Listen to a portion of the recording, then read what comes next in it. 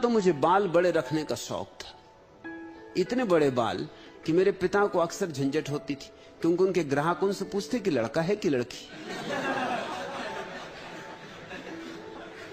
और उन्हें बड़ी झंझट होती बार बार ये बताने में कि भाई लड़का है।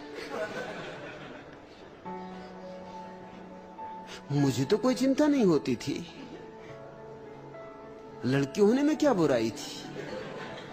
मुझसे तो कभी उनका ग्राहक कह देता कि भाई जरा पानी लिया, तो मैं ले आता, मगर उनको बहुत कष्ट होता, वो कहते कि भाई नहीं,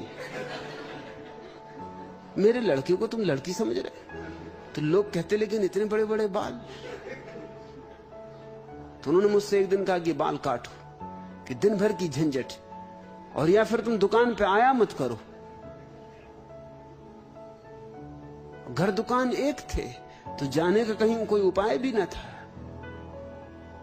और छुट्टी के दिन तो उनको बहुत मुश्किल हो जाती। वो कहते कि सुबह से सांझ तक मैं ये समझाऊं कि दूसरा काम करूं, क्योंकि लोग पूछते हैं कि फिर इतने बड़े बाल क्यों,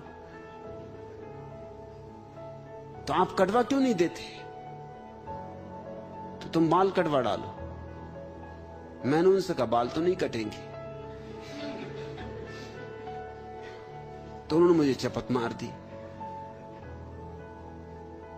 बस उस दिन मेरे उनके बीच एक बात निर्णित हो गई, फैसला हो गया। मैं गया और मैंने सिर घुटवा डाला। जब मैं लौट के आया बिल्कुल घुटमुंडा, चोटी भी नहीं। उन्होंने कहा ये तूने क्या किया।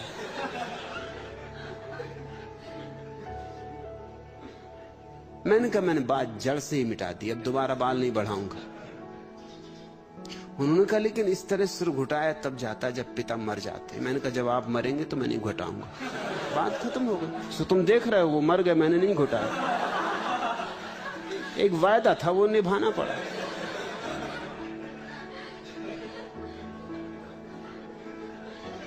वो भी समझ गया कि मुझसे सोच समझ के बात करनी चाहिए, ऐसा चांटा मारना आसान नहीं है। अब लोग उनसे पूछने लगे कि ये क्या हुआ, क्योंकि गांव छोटा गांव, वहां सिर घुटाया ही तब जाता है जब पिता मर जाए। लोग कहने लगे आप जिंदा हो और ये आपके लड़के को क्या हुआ।